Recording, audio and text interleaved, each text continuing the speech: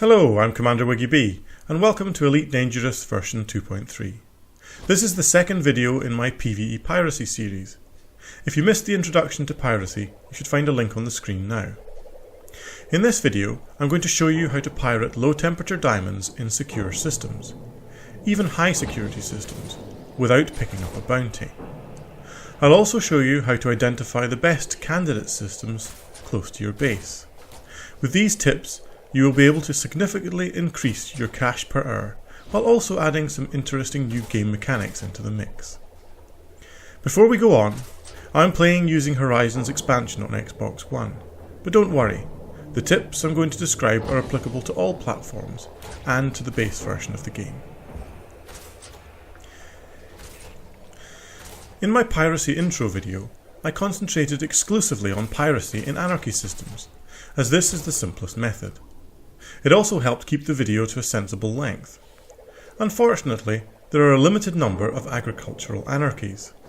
These systems are also prone to conflict, outbreak, famine, and a range of other states which reduce the spawn rate of the ships we're after. So how to improve on this? First off, back to outfitting.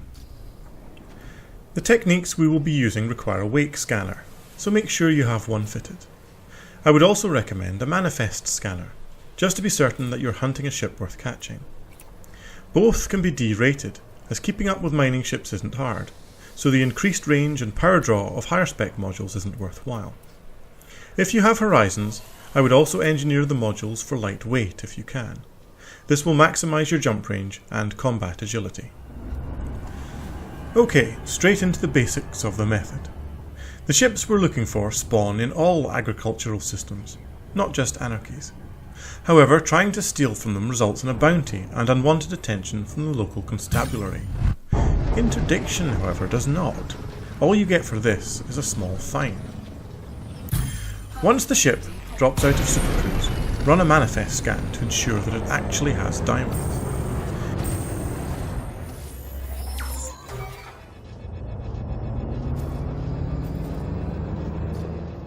During this time, the ship will prepare to jump away. Hold fire and let it. As soon as the ship jumps, scan its wake signature. Don't panic if your momentum causes you to overshoot. You should have plenty of time to turn around before the signal despawns.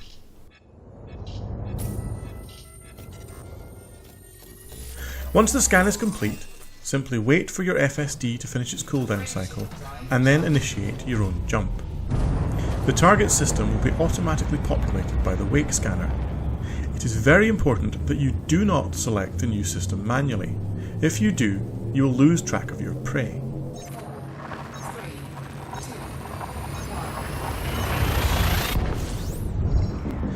After jumping into the new system, your victim should spawn immediately.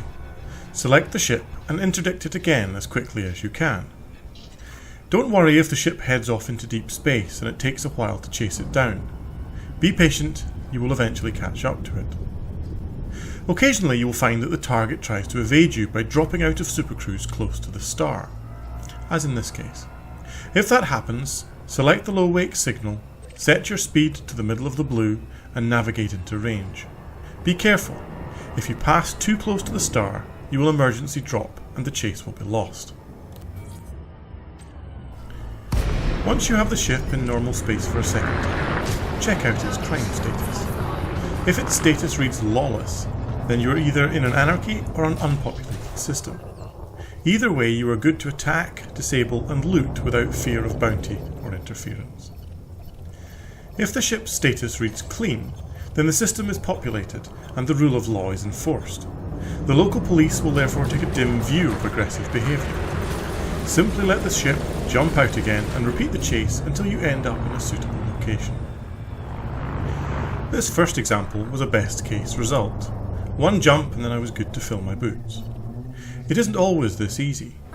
Pick the wrong starting system and you can be in for an extended chase, as this brief time lapse shows.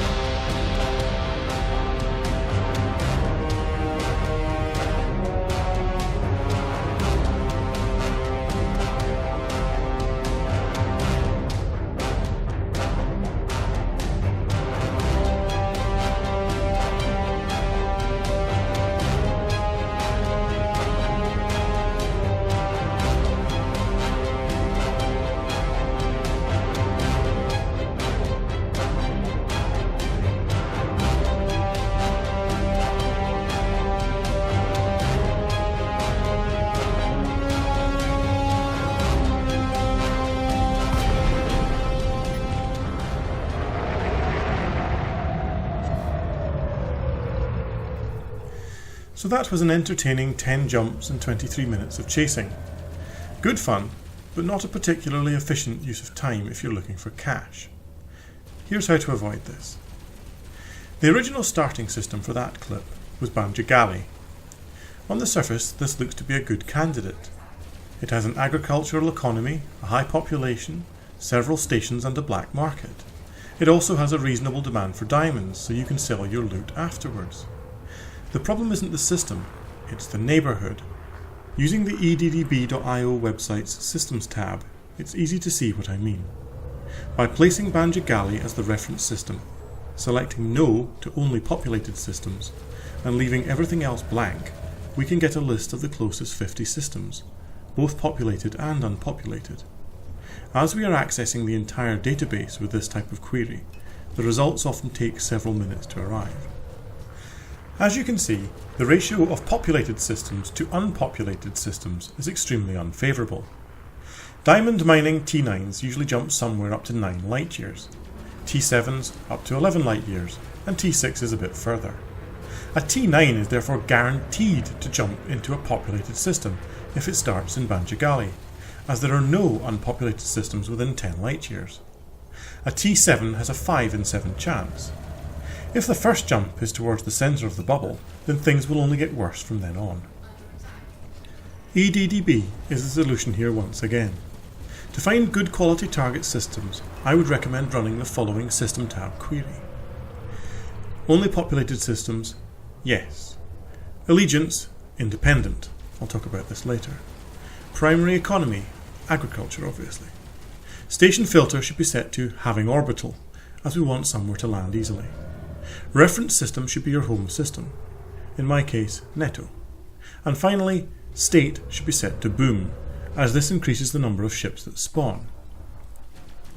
Once run, I then filter the list further. To remove the clutter of power play ships in the Supercruise instance, I generally pirate in independent systems that do not have a controlling power. This has a secondary benefit, as systems of this type are generally to be found around the outside of the bubble. Populated systems close by are few and far between as a result. The first relevant system is Dimoco, and its local neighbourhood looks like this. The difference is stark. Pirating in isolated systems like this results in a single jump chase more often than not, speeding up the entire process and therefore increasing yield. The next refinement needs us to look at the system map. Again, here is Dimoco. I generally try and pirate in compact systems, without far-flung stars or distant outposts. This means that the vast majority of ships within the system are visible on my scanners. Ships outside scanner range do not necessarily despawn, and so your perfect target may be present but just not visible.